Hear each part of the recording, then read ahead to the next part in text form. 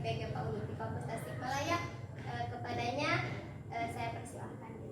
Ya, halo semuanya, assalamualaikum. Perkenalkan, nama saya Zulfa Rahmasari dari 3C PG PAUD di Kampus Tasikmalaya.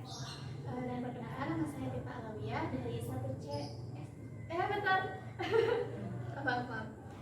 Dan perkenalkan, nama saya Tifa Alawiyah dari 1C PG PAUD UPI Kampus Tasikmalaya. Baik, pada kesempatan hari ini kami akan membawakan podcast mengenai seputar anak usia dini. Untuk topik utamanya itu mengenai anak tantrum. Mungkin ya Teh, kalau tantrum itu merupakan sifat alamiah. Alamiah sih ya, karena pasti semua anak juga di fase-fase umur segitu mah pasti banyak yang marah-marah. Ya, itu kan maksudnya termasuk tantrum, cuma maksudnya ada anak yang emosinya ini bisa bisa diatur. Terus kalau misalnya tantrum kan nggak bisa gitu ya. Jadi ya alamiah sih, tapi itu juga tergantung dari pola asuh orang tuanya. Ya, Ada juga kali ya yang beberapa anak itu yang tidak mengalami itu mungkin yang kelainan dari psikisnya atau apa gitu. Gitu gimana? Pernah nggak sih ada gitu anak yang yang tidak mengalami fase tantrum gitu? tidak mengalami fase tantrum. Kalau menurut saya sih ya kayaknya mungkin ada ya anak yang kayak nggak mengalami masa tantrum yang benar-benar wah banget gitu ya. Cuma maksudnya karena emang di sekolah itu juga maksudnya kan ada anak yang suka marah-marah, tapi biasanya ada yang bisa langsung kayak dikasih pengertian sama gurunya. Nah, terus juga kan anak tantrum itu kan bukan yang berkebutuhan khusus ya, karena ya itu merupakan luapan emosi dari seseorang gitu ya. Karena itu bukan penyakit, kan ada yang pernah bilang kalau tantrum itu merupakan kelainan. Padahal itu teh bukan, tapi itu teh ya emosi seseorang tapi pas masih umur segitu. Kan maksudnya penyebabnya juga kan bisa dari misalnya cari perhatian ke guru atau ke orang tua.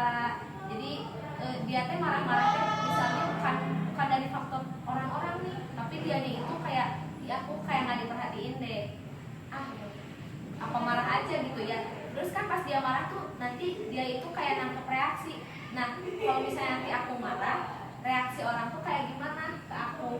Kalau misalnya emang langsung kayak care, langsung respect ke si anak itu kan, jadi si anak itu berarti kalau misalnya nanti aku marah-marah, kalau aku marah-marah atau aku teriak-teriak kayak gini, berarti nanti orang-orang perhatian ke aku. Nah, kenapa banyak kayak anak-anak yang tantrum ini nggak cuma sekali dua kali tapi berkali-kali? Nah, mungkin itu faktornya biasanya. Karena kebetulan murid saya juga kayak gitu, karena di rumahnya itu keluarganya ini agak renggang gitu ya. Sedangkan anaknya masih kecil, kayaknya mungkin si anaknya itu ngelihat orang tuanya tuh kayak gimana. Mungkin si anaknya tuh kayak nangkep, di rumah mah kayaknya gak nyaman deh, apa di sekolah aja aku teh harus cari perhatian. Jadi kayak gitu si anak yang kurang perhatian. Jalan gitu ya? Apa? Dijadikan jalan gitu buat si anak mendapatkan keinginannya gitu. Jadi anak itu ya udah aku mah kalau mau nyari perhatian ya aku dulu aja gitu, kayak gitu. Karena mungkin dia juga minta perhatian ke mamahnya atau gimana, tapi kadang kan kita nggak tahu umurnya. Kebetulan kan mamahnya berprofesi juga gitu, kerja gitu. Jadi maksudnya si anaknya tuh ini guru nih perhatian ke aku, jadi kayak gitu. Karena murid saya itu kebetulan dia itu kalau tantrumnya itu kalau dia cari perhatian, terus juga benda mau itu makanan, mau itu mainan, mau apapun itu dia mau tapi nggak diturutin. Nah, itu biasanya faktor yang benar-benar meledak banget. Pokoknya harus ekstra sabar sih ya, karena gak semua orang maksudnya bisa nanganin anak tantrum. Karena benar-benar harus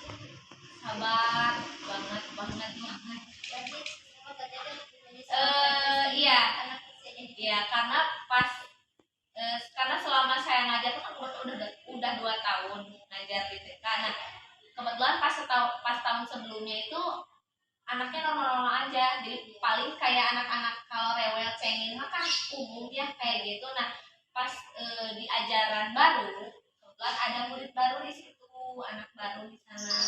Nah jadi dia itu pas pertama masuk sekolah tuh dia tuh udah tantrum kan.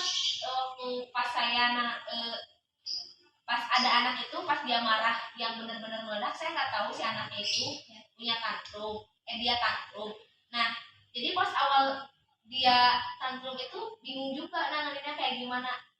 Dikasih tahu nggak mempan ya gitu aja. Jadi dia pas benar-benar si anaknya itu tantrum ya udah benar-benar didiemin, karena pas dikasih tahu juga malah kita yang dipukul. Iya kan itu. Jadi maksudnya ya apa ya, ada membahayakan orangnya juga gitu. Kebetulan dia itu anak tunggal. Ya anak tunggal, dan si anaknya itu kurang berbaur dengan orang banyak gitu. Jadi kalau misalnya apapun benda, apapun itu yang dia mau, pokoknya dia harus dapat. Karena emang secara dia di lingkungan maupun di rumah atau di sekolahnya kan dia merasa aku sendiri. Ya aku sendiri. Jadi apapun yang ada di sana, termasuk guru juga harus ikutin. Ya harus ikutin apa kata dia gitu. Dimulai dari barang harus semua dia yang dia mau harus aku yang dapat. Terus guru juga perhatian guru tuh harus dia aja yang dapat gitu. Dia harus sepenuhnya ke dia gitu. Kayak gitu. Tapi kan kadang orang tua itu atau orang dewasa itu dia memahami itu apa yang dia inginkan itu. Jadi cara yang tepat untuk menangani ketika itu dia nggak tahu itu apa yang dia mau teh. Kalau menurut saya ya, bukan menurut saya sih, tapi berdasarkan pengalaman aja gitu ya. Menanganin anak tantrum itu susah-susah gampang ya. Soalnya kadang ada di situasi anaknya itu pas lagi tantrum gampang ditanganinya. Misalnya kayak kita kasih tahu terus kayak dikasih pelukan, kadang juga si anaknya itu langsung nurut, atau enggak kadang didiamin dulu. Tapi kalau misalnya yang tantrumnya itu yang benar-benar meledak banget, kayak yang pernah ada satu momen yang benar-benar tantrum banget sampai dia itu tantrumnya itu dari jam 8 sampai mau pulang sekolah setengah 11 dia marah-marah terus sampai lempar kursi. Nah iya, jadi ya udah sama saya mau di ini aja dibawa ke tempat di lingkungan luar ataupun di tempat apapun yang benar-benar steril, gak ada anak-anak. Terserah dia mau teriak, mau dia lempar-lempar apapun itu gak apa-apa, asalkan gak ada orang dan gak membahayakan siapapun di sana gitu. Jadi ya udah, kalau Sundanya mah sina dikaluar ke heula emosina kayak gitu. Karena lama-lama juga kan anak tantrum itu kan capek. Pas sudah capek kan pasti nanti larinya ke guru atau enggak ke orang tuanya kayak gitu.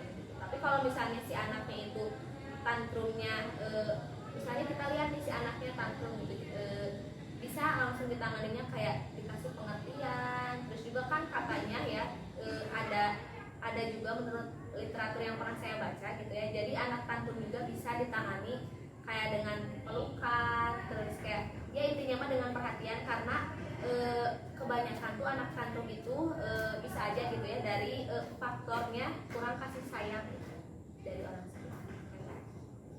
Nah kan tadi sudah dijelaskan ya sama tetehnya itu tentang anak tantrum itu bagaimana. Nah sekarang kira-kira apa sih penyebabnya anak itu terjadi tantrum? Anak itu bisa tantrum itu ada banyak penyebabnya ya. Bisa dari misalnya ada kemauan si anak yang tidak dituruti. Misalnya dia itu kalau lagi main nih sama teman-temannya, lagi berbaur di kelas ataupun di lingkungan rumahnya. Nah misalnya dia itu mau kayak mainan yang dia mau, tapi pas dipinjem gak dipinjemin. Jadi si anaknya itu kayak yang langsung marah lah gitu. Kayak gitu bisa faktornya dari hal sepele kayak gitu, ataupun lebih umumnya sih tantrum itu bisa terjadi itu karena ada kemauan anak yang tidak dituruti. Mungkin lebih ke kayak masih ada ya sifat egosentris gak sih? Iya sama. Nah mungkin betul ya apa yang disampaikan oleh Teteh. Jadi tadi juga kan emang anak tantrum itu emang yang tipikalnya itu yang anak itu egois gitu. Karena kebetulan di sekolah yang saya ajar itu si anak tantrumnya itu kebetulan dia itu anak tunggal.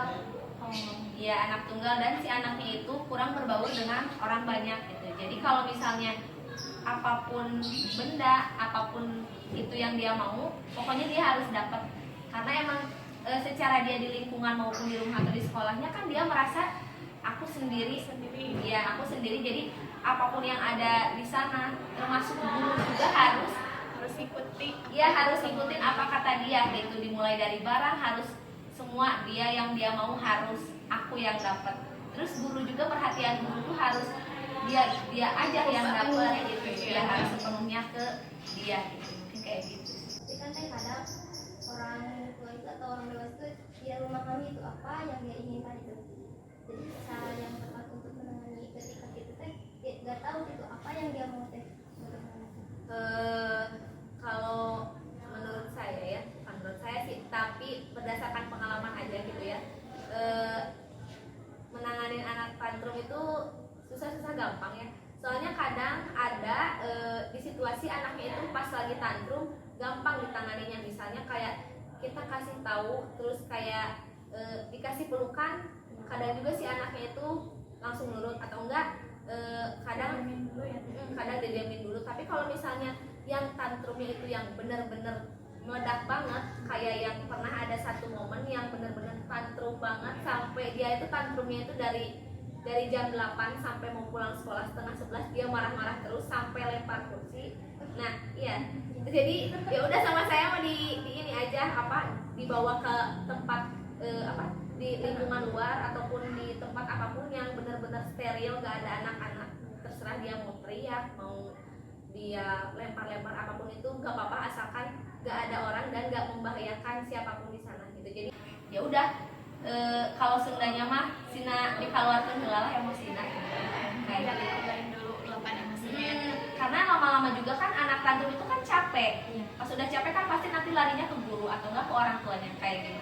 Tapi kalau misalnya si anaknya itu tantrumnya misalnya kita lihat nih si anaknya tantrum gitu, bisa langsung ditanganinya kayak dikasih pengertian. Terus juga kan katanya ya ada juga menurut literatur yang pernah saya baca gitu ya. Jadi anak tantrum juga bisa ditangani kayak dengan pelukan, terus kayak ya intinya mah dengan perhatian. Karena kebanyakan tuh anak tantrum itu bisa aja gitu ya dari faktornya kurang kasih sayang gitu, dari orang sekitar kayak.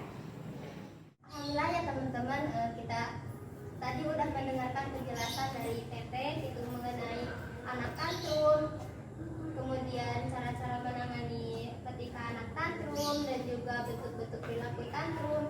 Nah, untuk kita, jika nanti kita terjun gitu ke dunia anak-anak ataupun kita tuh bisa mengajar gitu.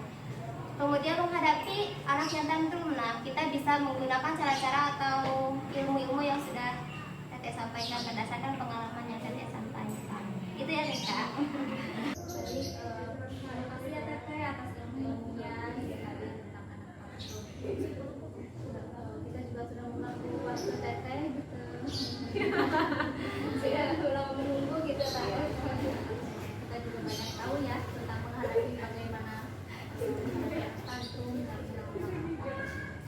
terima kasih banyak ya. Terima kasih. Karena ilmu itu harus disebarin, ada sharing kepada. Jadi juga bermanfaat. Amin. Dan Teteh jangan bertanya jika kami Kamu. Oke, ngomong.